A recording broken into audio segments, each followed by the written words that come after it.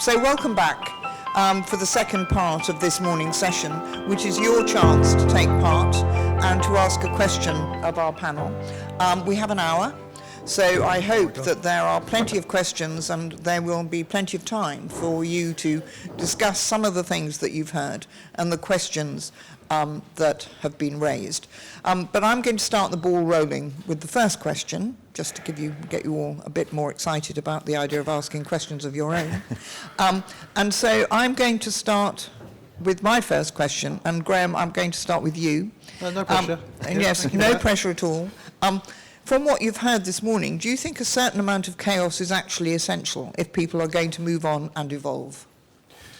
So chaos is, of course, chaos is essential, and if it's essential to evolve and develop and move on, absolutely. Most of us have met people that have been in the same job for 40 years, and when you tell them that they're going to have to start using the internet, or they're maybe going to have to work from home, or something's going to change, you see the whole world crumble and collapse and change. And it's not only, I think, quite a depressing worldview. It's a well-known phrase, the only constant in life is change and chaos. So it's absolutely essential. You've got to do it. You've got to embrace it. If you have an experience, I have two 14-year-olds, right? And that alone is chaotic. And I remember when they were 2, talking to a friend of mine saying, we're nearly through the terrible 2s. And went, yeah, but after terrible 2s, you get the pretty awful 3s, the bloody awful 4s. And right now I'm on the nightmare 14s. And evolution is teaching me that's just how it is. That's how it works. So, yeah, to answer your question, of course it's essential, yeah. Andras, would you concur?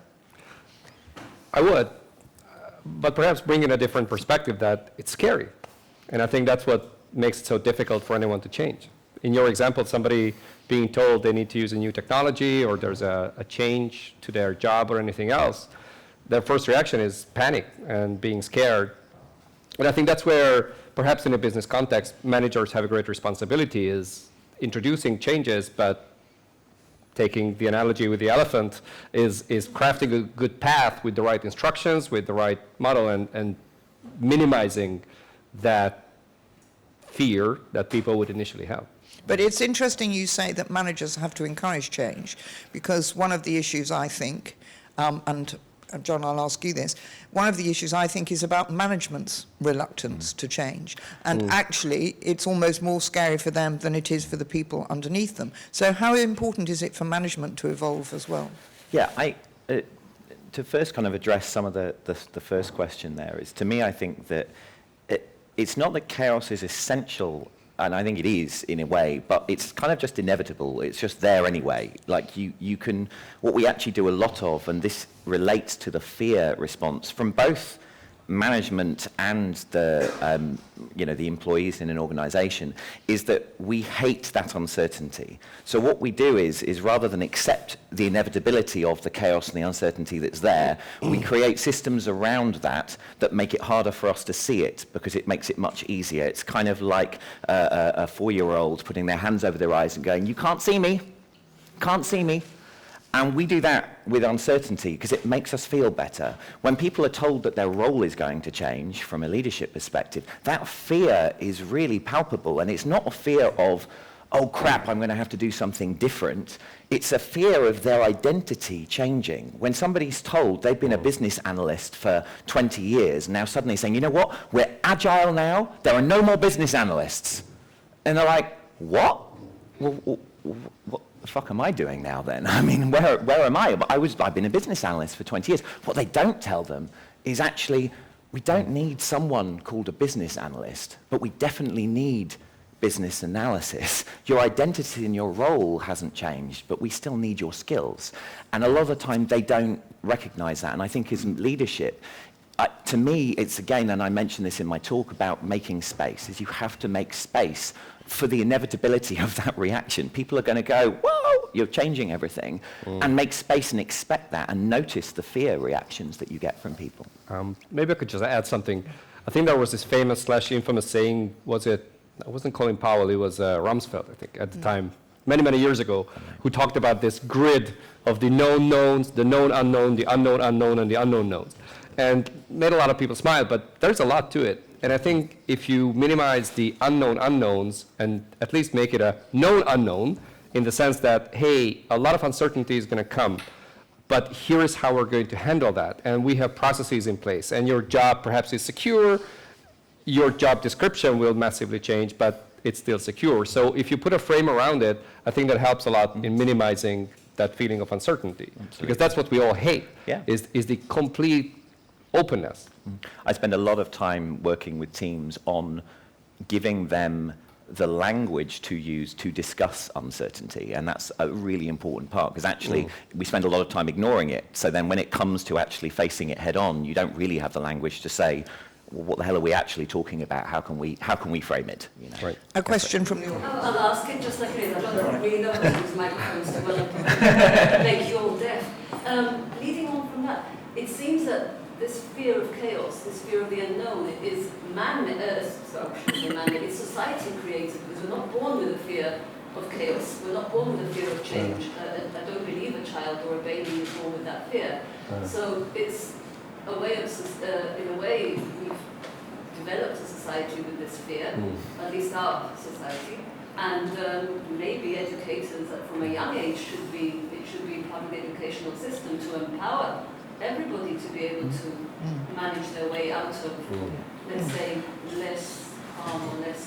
I would challenge that slightly. Okay, so I think we have actually evolved as humans to have a fear of difference and a fear of change. It's an inherent fear, and it's built, so it comes from, it's an evolutionary imperative. So there is natural xenophobia in humanity. In fact, in all primates, most primates are naturally fearful, and there's a lot of studies to demonstrate that. Now that comes out in the way we stereotype. When I came up against the homeless drug addict in the street, I can tell you my first reaction wasn't anything other than, at the very least, in trepidation and a little fear, because when you see that, you stereotype.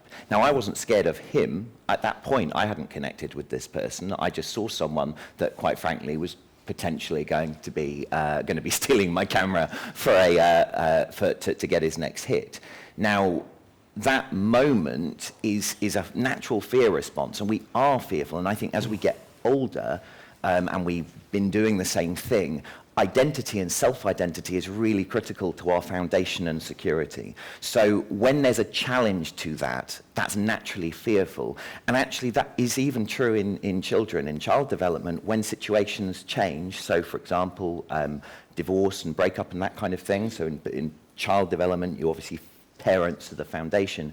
Sudden changes to that environment and space do create a fear reaction. I think a lot of the time, quite frankly, in professional environments going forward, we ignore it. We ignore it because human beings are chaotic, and as leaders, we don't like chaos.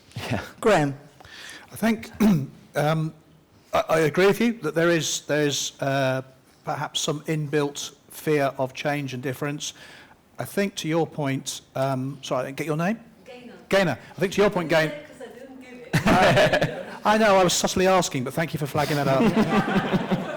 I think the thing is, Gaynor, I would agree with you that actually, when you are younger and you are perhaps less moulded in the ways of the world, you are more open to, so you see small children, let's pretend, let's do this, I know we'll do this, we'll kind of work some stuff out, we'll work some rules out, but we start from an idea of no idea where this is going to go, and it's going to be fine, so we'll have some spaceships and probably a digger, because we like diggers right now, and probably a dinosaur's going to be involved in this story, and that's okay, because that all kind of works. The difficulty is, as we start to get older, and I think this is where I agree with you, John, we start to fall into patterns.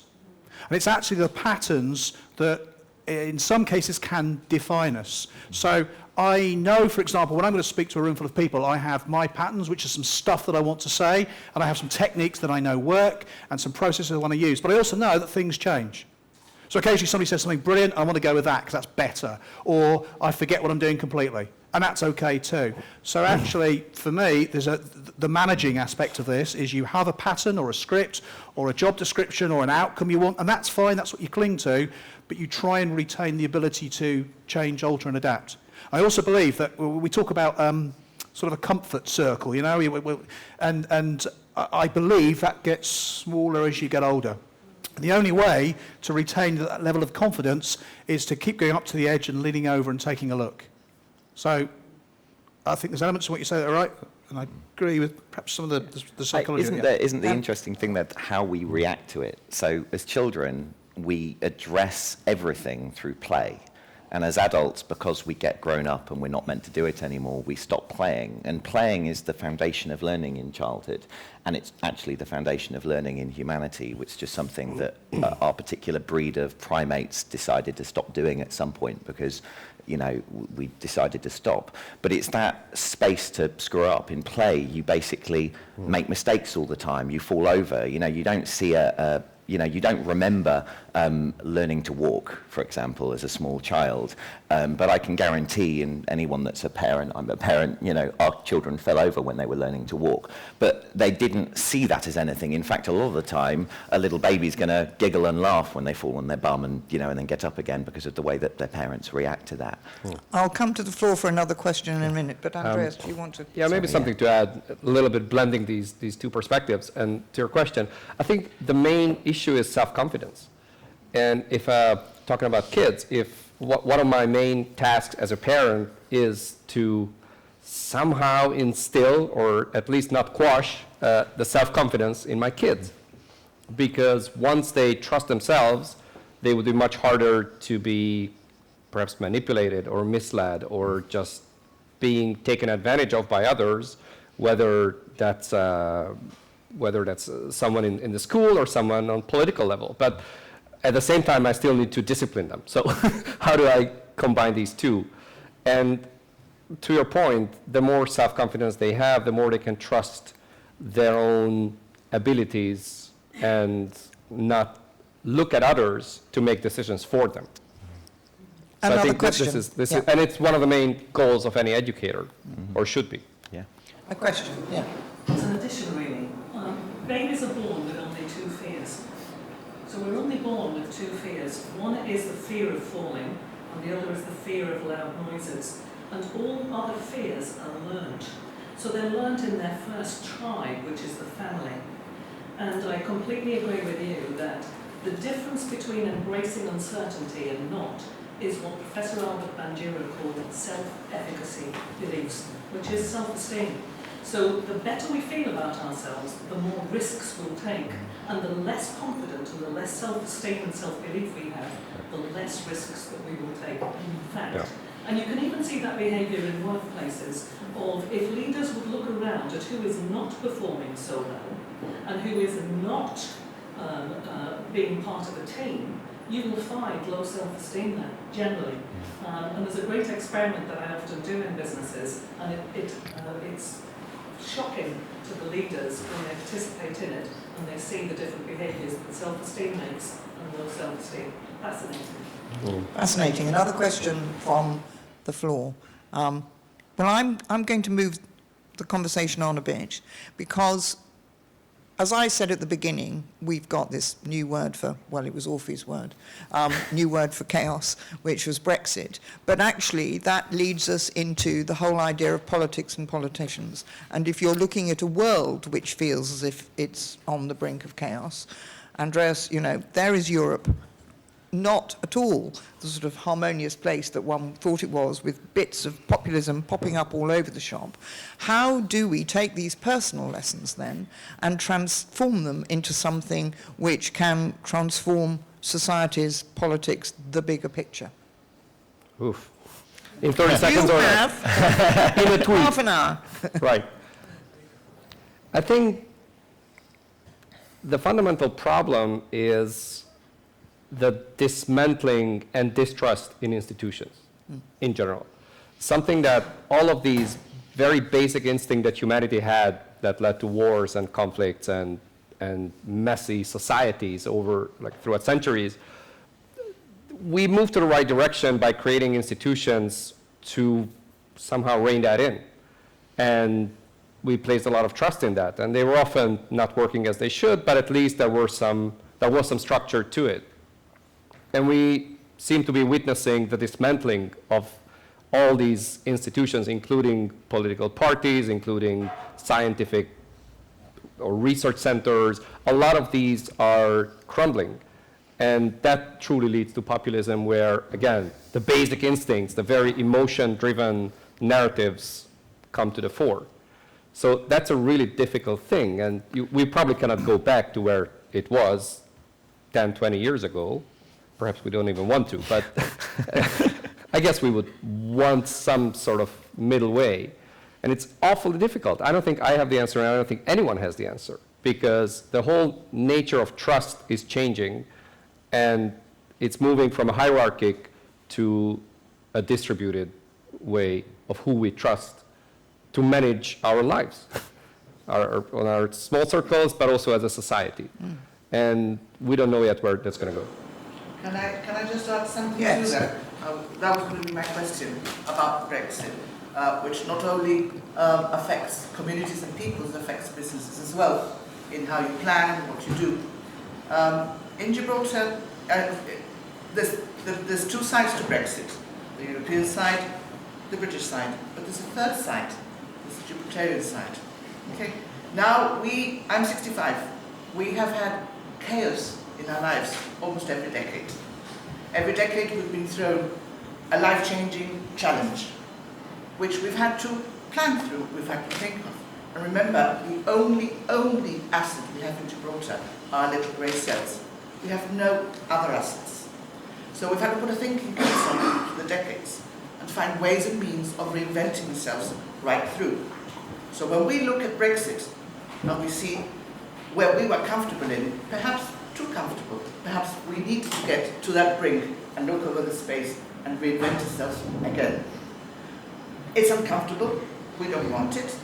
I think for most of Gibraltar we were in mourning for at least 6 months, and then Clause 20, God knows what it was thrown at us, and it was like throwing a bucket of cold water over somebody in hysterics on the floor. We woke up and we said, sod it, let's get on with it, like we've always have.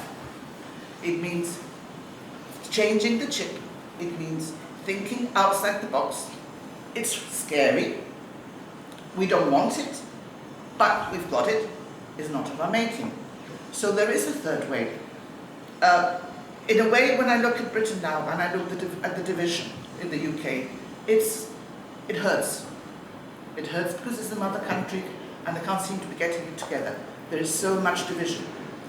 What that division needs to do is one side, the ones that won, needs to be magnanimous, needs to say, yes, not all is fake news, not all is scaremongering, there will be trouble along the way, and the remainers say, not that I want it, but this is what we have, and somehow admit to each other that they're going to have to go through tough times, and they're going to have to work together to do it. If there's one thing that we do have in Gibraltar is we know what's coming our way. We full well know what's coming our way, and we're planning for it. Perhaps it's what's known as the siege mentality. We've had to. We've had no options. Now, as a business, as a business that I have, I'm planning. I'm not waiting. I'm already making all my options ready so that when I need to deliver medicines, I've got them. And I find them wherever I need to find them for my patients. Now, that is what perhaps Britain needs to do. It needs to admit to the fact that, yes, things are going to be tough. So you have to plan for it. Don't wait for the government to do it for you. You plan it in your business. You plan it with your people. You make sure that you're covered. If it comes to less, then that's fine, no problem. But that's how we've always worked. All Gibraltarians who are here will know to that fact that we've had to, through our lives, had to totally re-identify ourselves. Look at ourselves in the mirror and think, who the hell are we? We are who we are. No matter what somebody outside says that we don't are. We are in a way the invisible people. But it gives you the advantage of being able to reinvent yourself always. Because there's no stereotype. You just are invisible. So you can reinvent yourself like the child with the dinosaur and this and that all over again. It's hard. It's not easy. I'll come to you in a minute. Thank you very much. I'll come to you in a minute, but I just wanted to ask people to follow up on that. So, because I think what you're saying is that one of the things that's happened is we become too comfortable and averse to change, and we don't have that experience of change. Graham? So you see, I agree with you. I think, here's the thing, right? Every year I watch the Eurovision. And every year there's a little bit of me that thinks maybe this year Britain's going to win. Doesn't happen. And the thing is, I know it's not going to happen because the Eurovision is wonderful in many ways, but it has some fundamental flaws, depending on which country you're from, and depending on who you want to win. So, depending on which version you watch in which country, you'll see a bunch of explanations and versions and stories about it. But the reality is, I take it as it is, it's kind of what it is, and I bring my expectations to it. I think it's the same thing. For decades, generations, forever, everybody looks to a government. It doesn't matter which government, doesn't matter which party you follow. My opinion is, politicians' job, leaders' job, is to stand up and say, it's all right, I got it sorted. We've got 10 of them at the moment in the UK all saying, we will lead the governments. We know how to do it. And the thing is, what all of them are saying is perfectly workable. It's totally possible. And all of them have got an upside and a downside. But I think you're right. Actually, to misquote Billy Connolly, I think the best thing to do is just let them get on with it. They're going to do what they're going to do. And actually, for ourselves, we make our own choices, our own plans, and we work with the best that we can. Whatever hand is dealt, we cope with that. I think Eurovision's not flawed. I think, the countries that collaborate together win together. That's the basic rule of Eurovision. We just need to learn to get along better with our European partners, and we might start winning. And then we might win. Your question. I'm apolitical. I'm not in any political party. I'm the type of person who thinks I will do my thing, you do your thing. If it doesn't hurt me, go ahead and do whatever you like. Now, what I think has happened in Gibraltar, and to continue what she's done, is eventually my great-grandfather came from Italy, and so on and so forth. We were poor. We've always been poor. We've always been blue-collar. Gibraltar was always blue-collar. Now, since when the frontier closed. When the frontier opened and the dockyard closed, Gibraltarians opened their eyes and said, this is it, we have to go and do it ourselves. Now, since I've been born, I'm 48 years, and please don't put it on the television because everybody's going to look like It's all right, your secret is safe enough. You don't look. I've had the frontier opened, we've had the finance centre with lots of banks coming in, banks leaving, then we've had different things that have happened in Gibraltar. I'm an accountant. And that was one of the main things. I had some pupils, and that's one of the main things I did. What has happened in Gibraltar to make the different pillars of what we have, what brings money in now. And what personally I've done with my husband is we've done what most Gibraltarians have done. My parents, I was very, very, very fortunate that my parents were teachers. My husband's parents were blue collar. Now, if you see those people, they worked so hard so that we, our generation, could go to university, could get out of Gibraltar. Now, what we've done, our generation, is again, work as hard as we could so that we could give our children the benefit of, if you don't want to stay in Gibraltar, my kids, one lives in the UK, he's going to work to Japan now, does a digital design, and the other one is going to Cambridge. But that has come because we've worked. We've worked and we've managed to get out of it all the chaos we've had in Gibraltar. We've managed to find the good and we've moved on. And now we're in a situation where we can say, what, Brexit is coming, so what? So we have the knowledge, we have the people that have been 5 years. I know because they're my friends. I have accountants, I know lawyers, I know barristers that have been 5, 10 years before the UK started thinking about Brexit. They already knew what we were going to do. And that is what we've found out of chaos.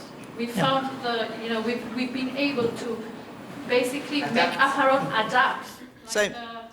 So less a question really and more an answer, which is that actually it's hard work and adaptability.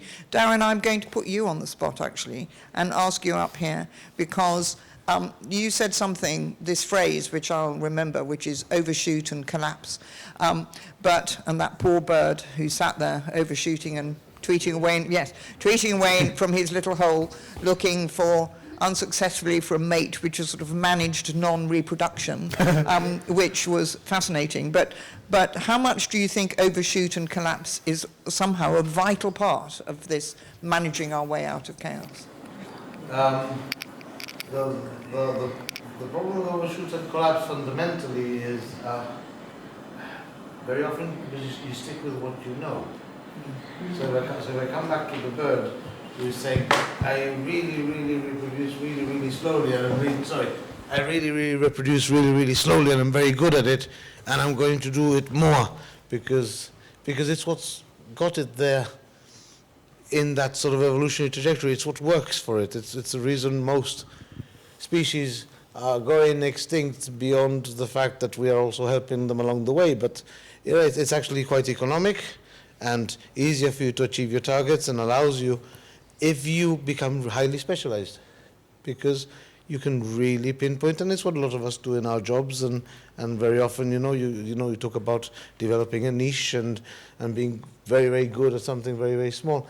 This is what's happened to this animal, and it's a good parallel in the sense that you do a lot of what you can, and then what causes you to collapse is the fact that your environment, which before was perfectly fine, is no longer fit for purpose, and you're not changing fast enough, and therefore you find yourself all of a sudden out.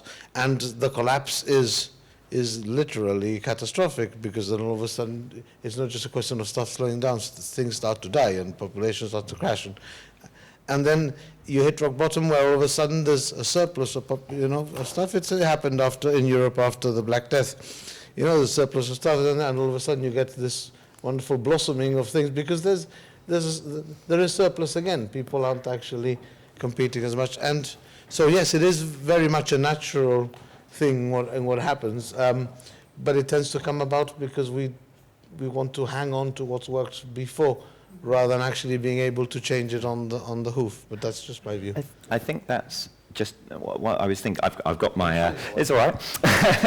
I think that's quite interesting. Is this idea of that you end up hyper specializing, and then your environment changes suddenly, and obviously with other areas of chaos in the world, with climate change and Brexit and these things that are causing these sudden drastic changes to our environments.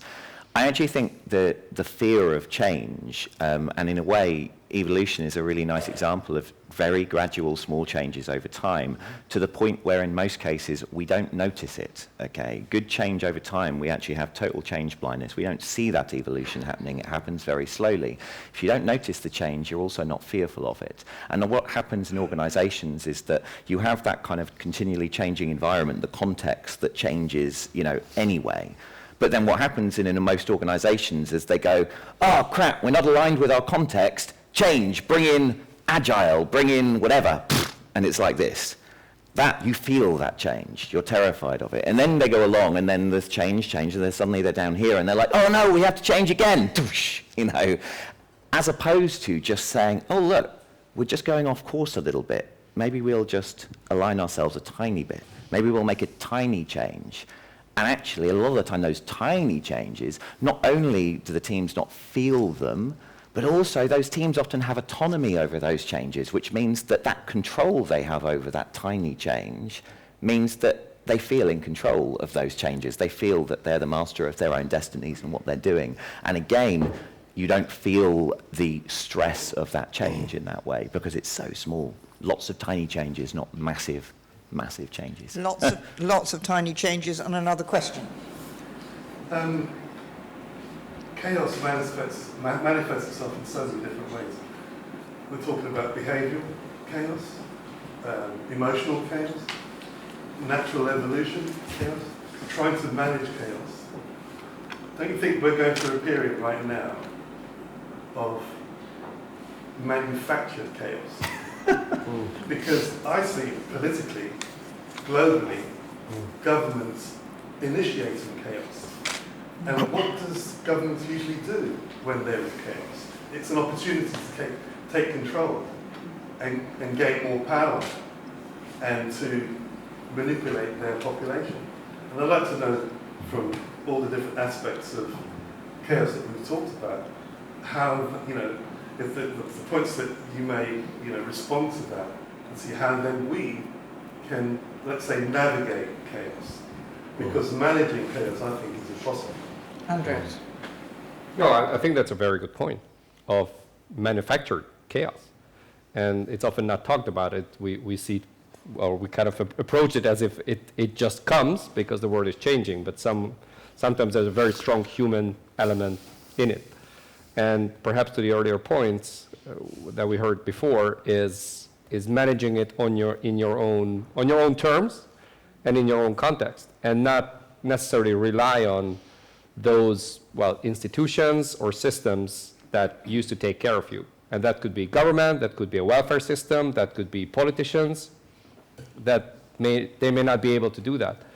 But luckily, or perhaps not luckily, but as a matter of fact, we do have so many tools these days, broadly thanks to the digital world, where you can take out insurance, you can source your raw materials or your medicines from wherever you want to. You can travel because there's low-budget airlines.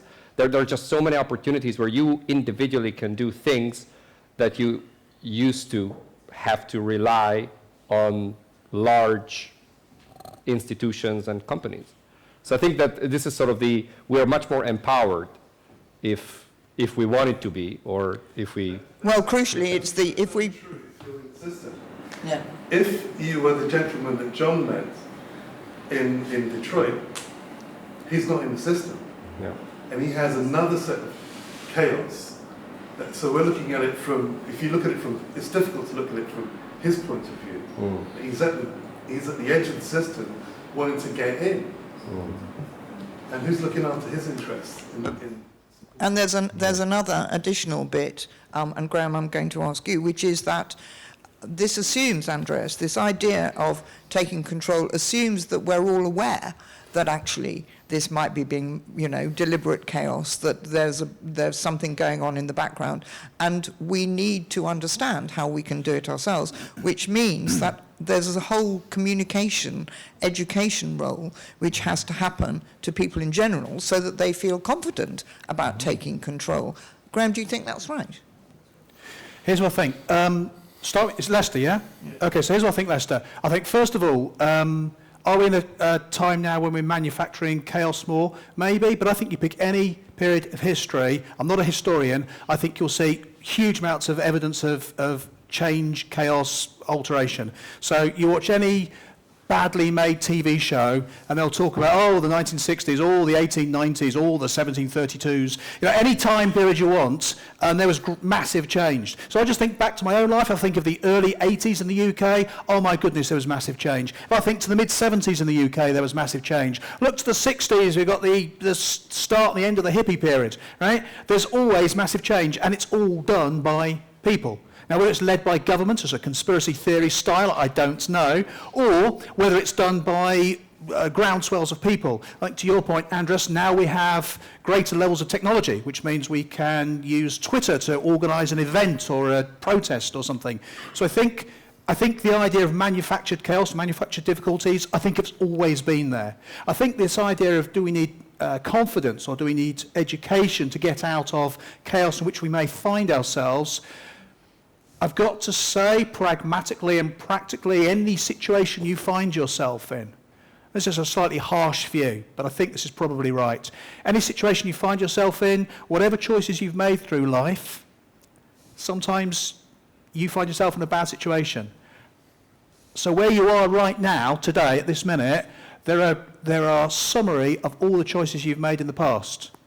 So I've had some really unpleasant, awful stuff happened to me just in the last 5-10 years. And some of it definitely wasn't my fault. It was the other person. It was the ex. There was a range of situations that happened to me. But I made choices to put myself in that situation. So is it education? Is it confidence?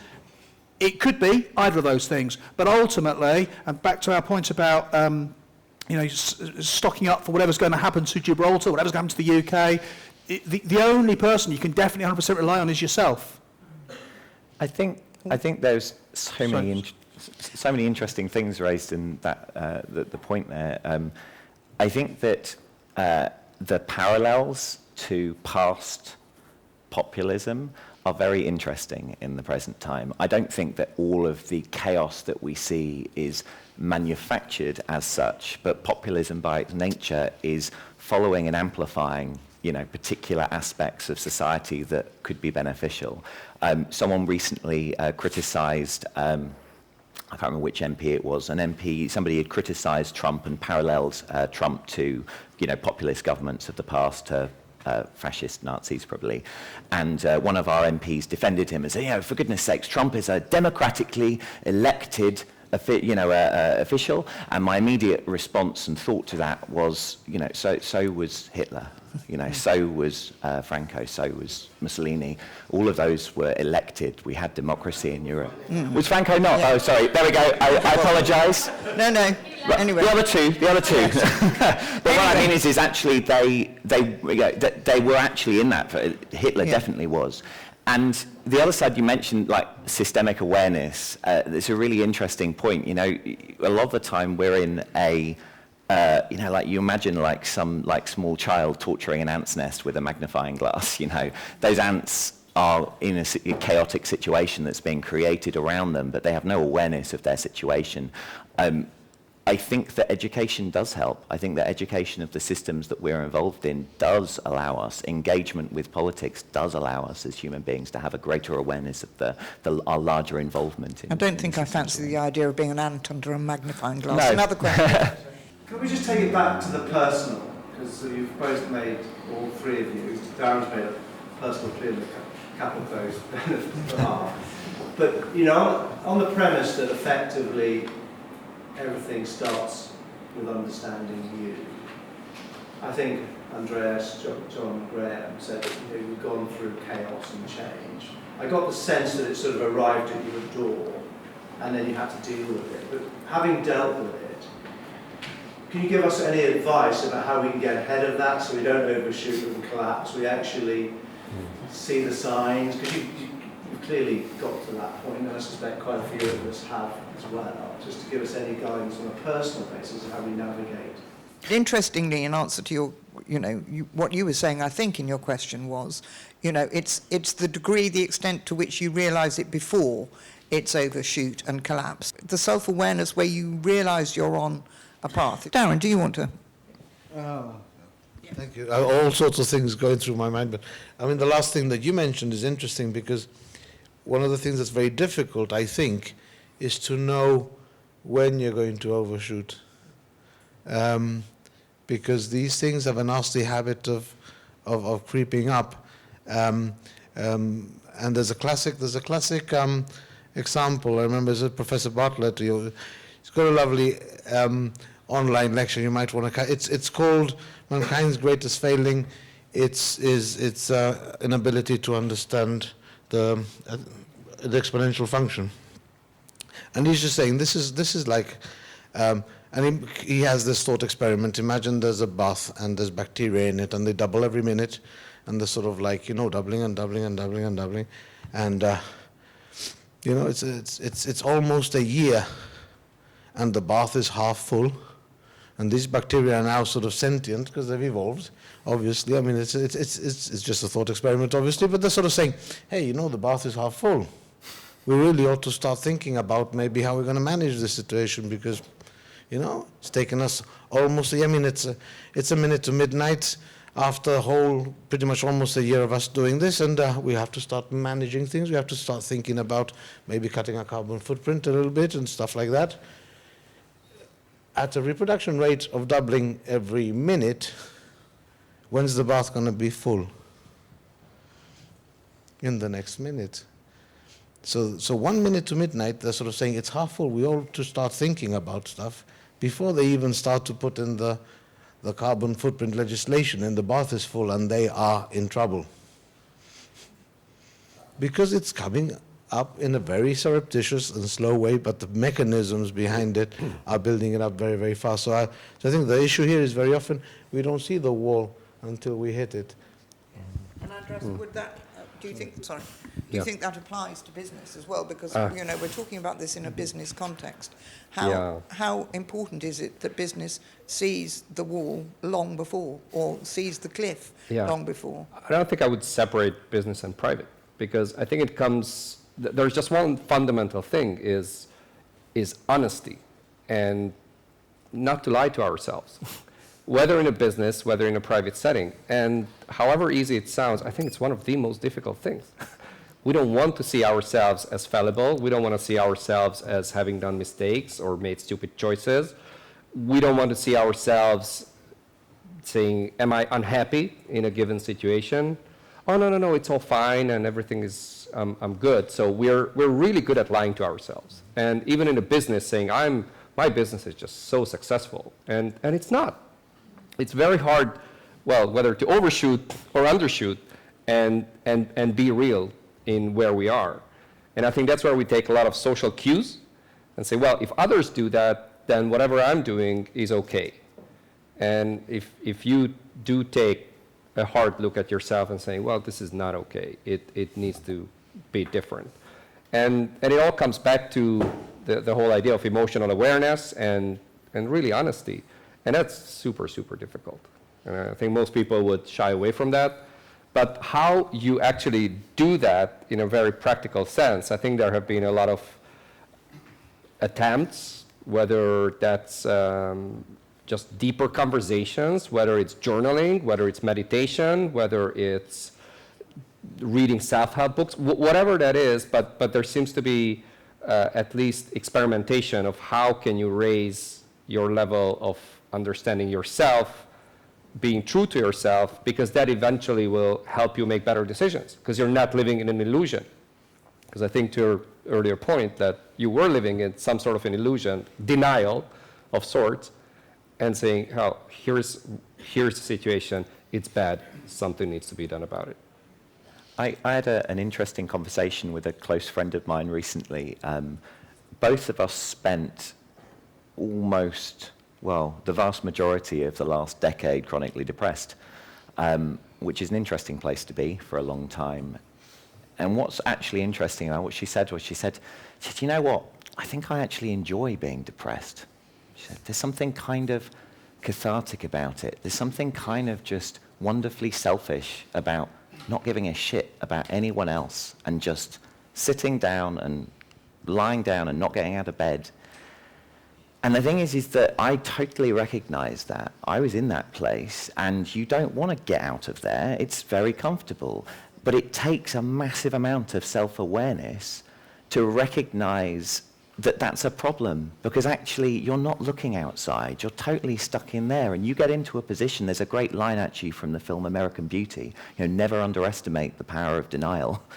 And it's incredibly potent. We spend a lot of time denying our feelings, denying the complexity of the situation, denying that the project that we're working on is obviously not going the way we want it to go, because you don't want to be the one person on the team that says, I can actually see that cliff. I don't think any of you can. They're all going, la, la, la, la, la, la. Yeah, we know that, but frankly, if we say it now, who knows, we might be made redundant 3 weeks earlier than, than we were hoping. And a lot of the time, No, because I want to bring it back less away from the personal a bit and into the whole business of managing companies and looking at what's happening outside. And I worry sometimes that management, by the very nature of where they are in the structure of things, actually become insulated. And that idea of, denial, they won't even be aware sometimes that there's something to deny because they are there, and the world will be changing around them in a way that they hadn't expected. And how dangerous, is that a real problem, Andras? Perhaps something to add, and I think for these very reasons, our human fallibility, that's why decision-making becomes a very important thing, because seeing reality, and it can get philosophical if there is reality or it's just a social construct, but seeing reality has to be the foundation of any decision. Now, we individually we're only going to have one perspective. And that's where the whole topic of multiple perspectives on a situation in a business context is vital. And that's why questions like diversity of corporate boards becomes important, that there's no groupthink. And there is a strong business imperative for that diversity, because that helps the sustainability of a business, because there are perspectives that come in that most on the board may never have thought about. So these things of having a right analysis of what there is, so you can decide what should be. And it's my disclaimer. I like books, and I recommend you one book on that. It's called Decisive, and it's written by two American brothers, and they give a lot of good, very practical ideas how you can make better decisions in life and in business. And just one point that I would highlight from there is, if you're making a major decision, always have a devil's advocate, a designated devil's advocate for that decision. That's somebody who comes up and says, okay, 2 years from now, this merger, this strategic direction was a massive failure. Why? And that person will kind of predict it so it will not happen, that it doesn't become a self-fulfilling prophecy. Two more questions from the floor. I'll come to you in a minute, but first the gentleman over here. On an individual basis, call it managing chaos or whatever, I think traditionally it's been called as life. Life throws problems at you, everyone has to deal with it, whether it's your partner or when you think you've retired and everything's well and there's illness. And from a society point of view, the danger of not managing chaos is you end up with somebody who will manage it for you, and that will end up being a dictator. So whilst the chaos life will bring opportunities that as individuals we can work through, as that responsibility level grows to management, to politicians, then their responsibility to those lower down and how they view the people on the fringe of society, how they manage their responsibilities for the good of others becomes much more crucial. So you can't just do it for yourself. If they don't do that, and you could bring the Brexit argument into that, where some of them, for what reasons some people are, what politics they're pursuing, then you really have the danger of not managing your chaos at all, and actually ending up in a totally chaotic situation. Graham, your response to that? Yes, I agree. I think that's exactly a problem. I think you paper over the cracks and you pretend the cracks aren't there. I also think that from some of the many corporate clients I've had over the years, there is a degree for some types of managers where actually what they want is predictable and average and in the middle. And they don't want superb, because superb is possibly a challenge to their own authority, and they don't want brilliant and radical, because that might not work, and they don't want anything slightly left field, because they can't control and predict that. So what I've noticed is that in a corporate management structure, often it is the average and the middle and the bog standard that is accepted and championed and pushed forward, nothing else. So I think you make some good points there, and you can end up with something that's not quite what you want, but I think that's exactly what happens. John? I think you can't. I think it's a fiction to say that you can manage chaos. By definition, it's not managed. You can manage yourself within chaos, though. And I think that essentially what happens when you end up with a dictator is you're no longer in chaos. You're in a very tightly controlled situation where there's very little variation, very little chaos. It's not particularly nice either. But you're not in chaos anymore. You're in a tightly constrained environment. I think that, I think that you can always control how you react to any situation. It comes back to that basic idea. One thing around we were talking about managing in risks and things not being raised. I also love reading. There's a fantastic an author called Margaret Heffernan who wrote a book called Willful Blindness, which is all about exploring the large corporate failures and why they happened. Why in many situations, many individuals were very aware of these oncoming disasters that sometimes had, massive loss of life and other things arranged to them. But people were willfully blind to those eventualities. In this thing, that the heart of it comes down to a topic called psychological safety, which is that it has to be safe. When you see situations, and this is an area I work in a lot, where project risks aren't reported. You know, I'm sure pretty much anyone that has ever been in anything they've called a project, especially if you're in project management, if you've been in a situation where a member of the team has just come and told you 1 or 2 weeks before a major delivery was due that, oh, by the way, there was this problem. Now, we kind of noticed it 4 or 5 weeks ago, but we've just been trying to fix it, and it doesn't look like we're going to fix it now, and it's probably going to add an extra month to delivery. And you're like, well, why didn't you tell me 5 weeks ago? Well, the question is, why didn't they tell you? Why couldn't they tell you? Why couldn't they report that to you? What happens to them if they do report that? Because there are many situations when you're working on a team where individuals simply can't report issues. They can't say, I don't know what I'm doing, but I need some help. They can't say, I think there's a problem here, and they can't say, I've made a mistake. Well, if you think about it, if all of those things are true on a team that you're working on, well, expect the next late arrival of an unexpected problem, soon. And I bet the directors of Boeing will. The question from the floor, and then Darren, I'll come to you. For me, I think chaos is a very negative and very emotive word, okay? It's an end state. It's what you are now and how you deal with that. Increasingly in the business environment, in academia, we live in a very volatile, and I'm sure, John, you will know what I'm about to say, an increasingly volatile, uncertain, complex, and ambiguous world. Yeah. VUCA world, yes? That is a fact of life. How you deal with these VUCA influences allows you to either sink or swim, to evolve or stay where you are. You've talked about leadership and how that influences. Brexit has been alluded to. Now, what I see, you have 2 leadership styles. You have one that is transactional, very empathetic, very agile, and takes on problems, takes on situations, and evolves with it and gives solutions.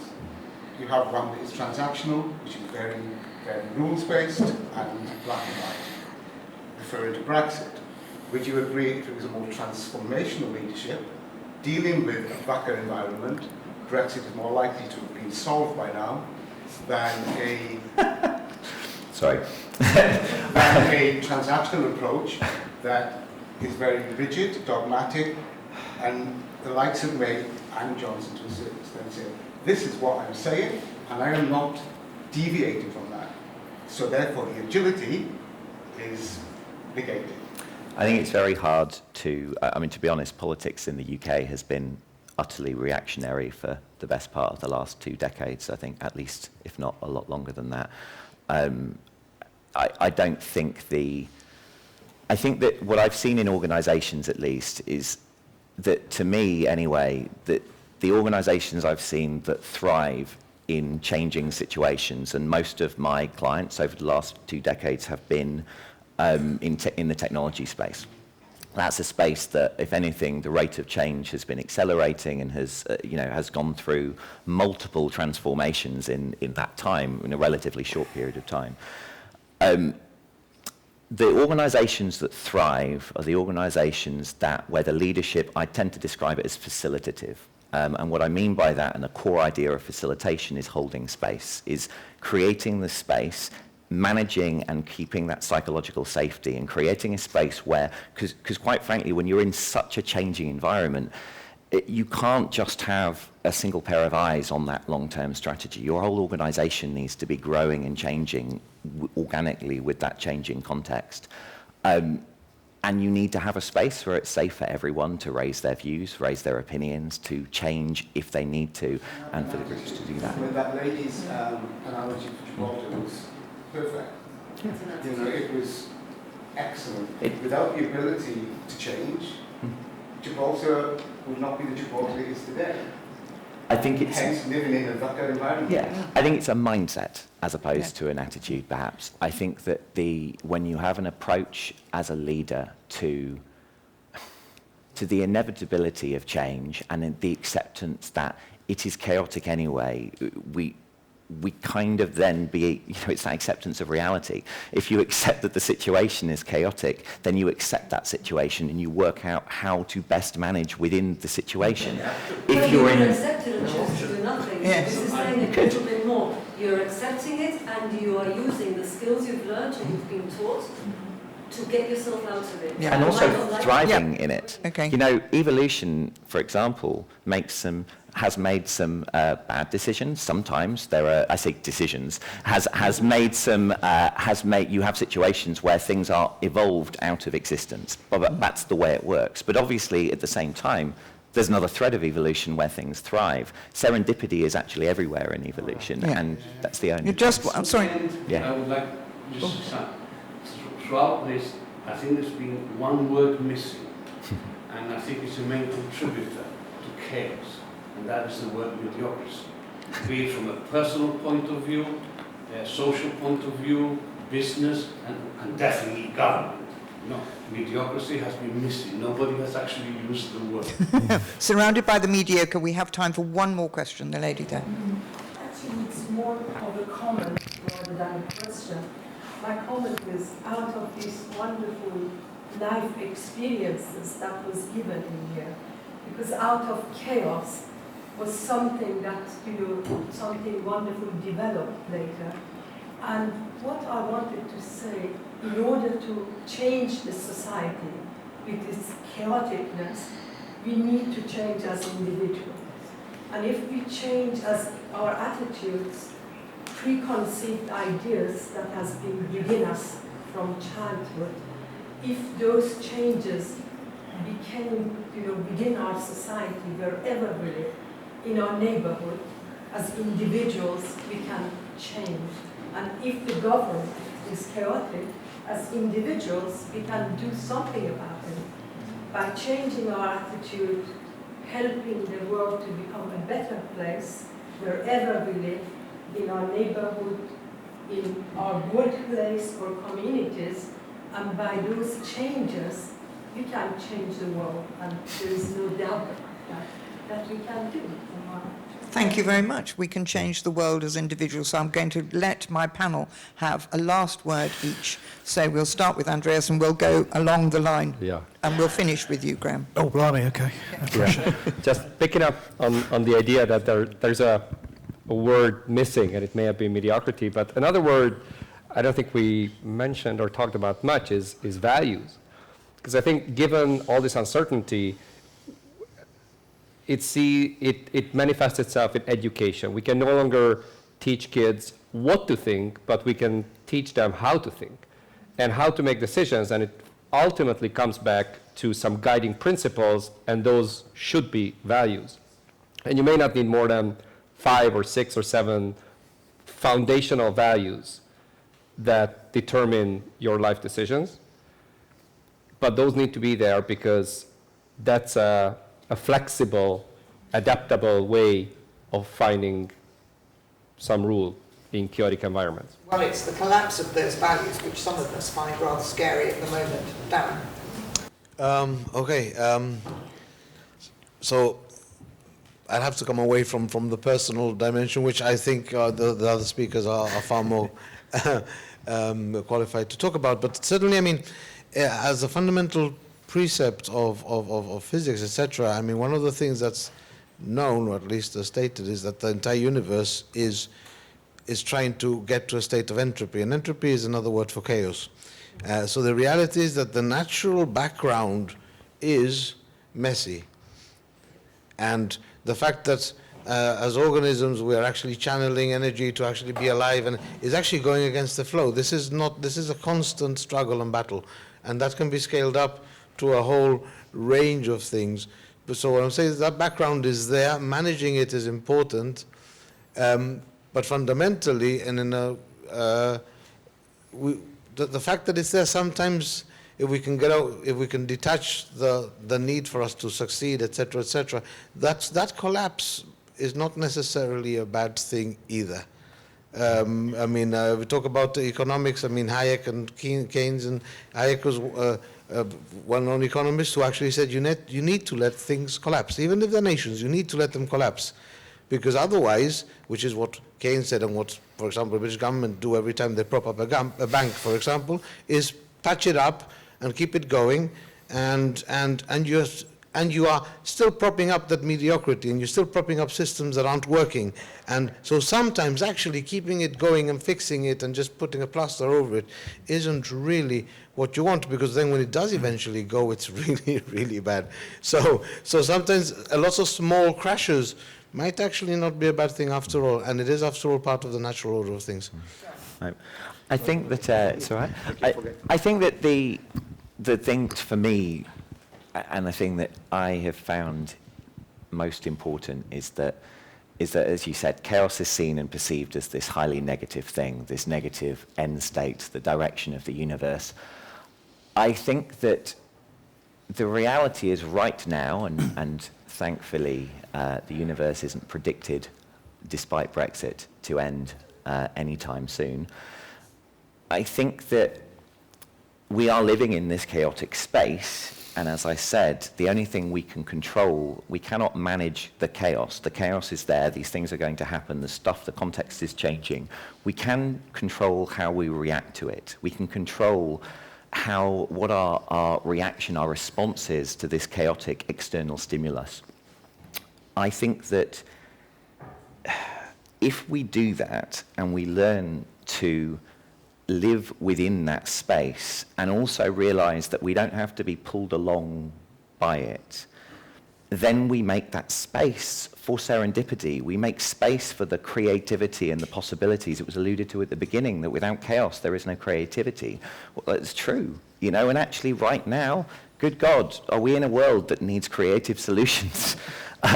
We need the chaos. The chaos is actually the energy that can provide us with the solutions and the direction. We can't manage it. We can manage ourselves. And I think that's critical for us to take away. The last one. So as you go through life, as you go through relationships, as you go through your career, your business, people you know, places you go to, things you do, you'll realise that a lot of them are mediocre. And you realise that you've been putting up with it for a while because maybe you've been hoping it will get better. You might find that the relationship you're in is just not what it was. And maybe that's your fault. And maybe it's their fault. And maybe it's just the way things are.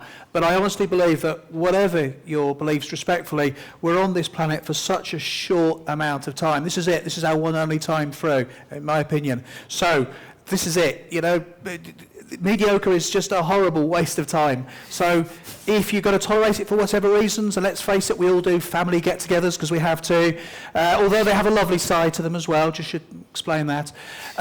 The key to this is always, look, pragmatically and practically, what can I do to go for extraordinary? How can I navigate my way through this chaotic world and get the absolute best for myself, my family, and those I really care about? So the lesson from today: don't put up with mediocre. You haven't been a mediocre panel at all, so it's been a pleasure to be here. Thank you for all your questions, and thank you, panel, for what I think has been a most interesting morning. Thank you. Thank you.